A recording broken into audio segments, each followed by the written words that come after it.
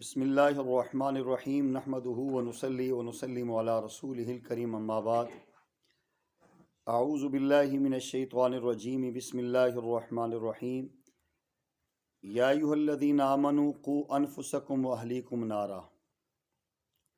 وقال النبی صلی اللہ علیہ وسلم الدنیا مزرعۃ الآخرہ او کما قال علیہ الصلاۃ والسلام۔ قرآن کریم کی سورہ تحریم کی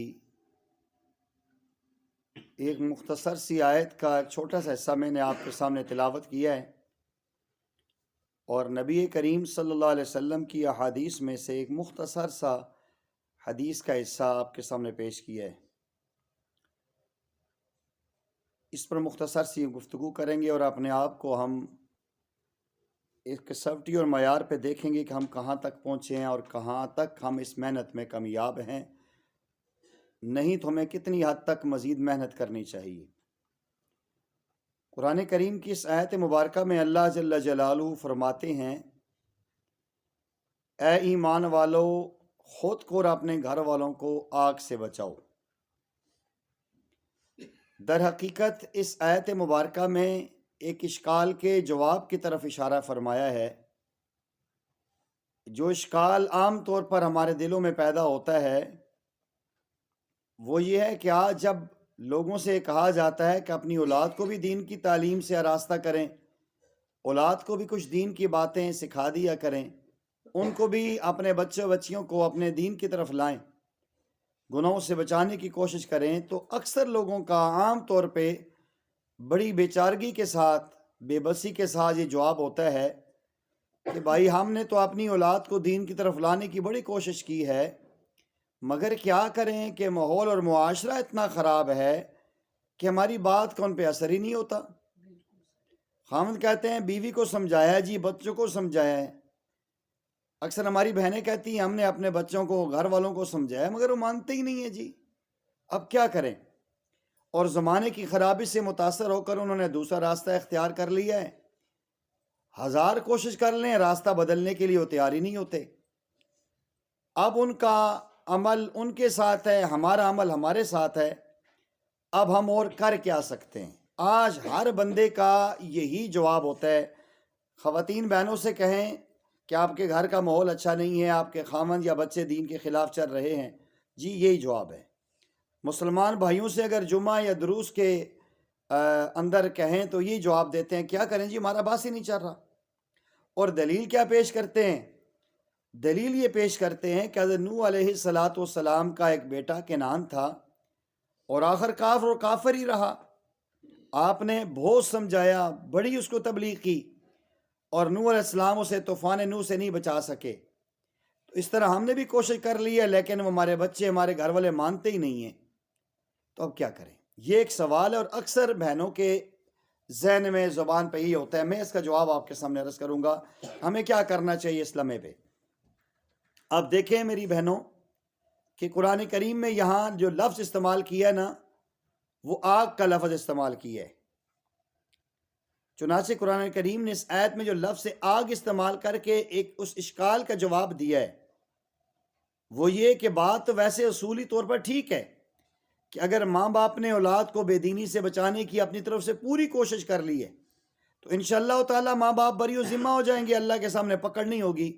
اور اولاد کے اور گھر والوں کے گناہوں کا وبال انہی پر پڑے گا۔ لیکن دیکھنا یہ ہے کہ ماں باپ نے اولاد کو بے دینی سے بچانے کی کوشش کس حد تک کی ہے، اس کس درجے میں کی ہے۔ خالی زبان سے کہہ لینا بیٹا نماز پڑھا کرو، آپ نماز پڑھا کریں، آپ دین کے خلاف نہ چلا کریں، ایک یہ چیز ہے صرف زبان سے کہنا ہے۔ لیکن آپ غور کریں، قرآن کریم نے آگ کا لفظ استعمال کر کے اس بات کی طرف اشارہ کیا ہے کہ ماں باپ کو اپنی اولاد کو گناہوں سے اس طرح بچانا چاہیے جس طرح ان کو آگ کے اندر گرنے سے بچاتے ہیں۔ اب یہ معصومیت سے جو ہم نے اشکال پیش کیا نا، اس کا ذرا سوچ لیں۔ اگر میرے اور آپ کی آنکھوں کے سامنے اگر میرا بیٹا یا بیٹی آگ میں کودنے والے ہوں، یا میری شریکہ حیات، میری بیوی آگ میں جانے لگی ہو، یا کسی کا خاوند آگ میں گرنے لگا ہو، تو بس صرف یہی کہیں گے بس نہ کودنا نہیں ہے جی، چھلانگ نہیں مارنا، آگ لگ جائے گی، اس حد تک ہم نہیں کریں گے،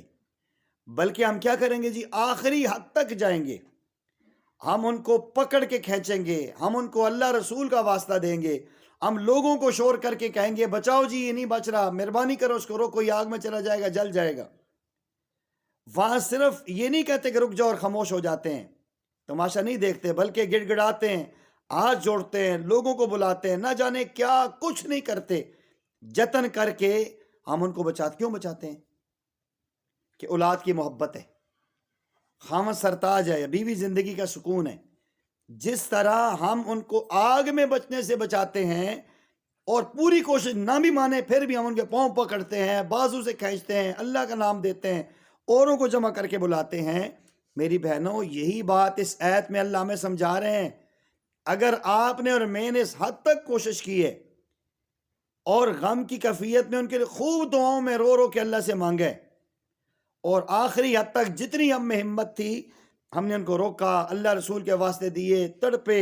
بزرگوں سے دعائیں کروائیں، قرآن پڑھ پڑھ کے دعائیں کرتے رہے، پھر تو بات آ سکتی ہے کہ ہم نے واقعتاً محنت کی ہے۔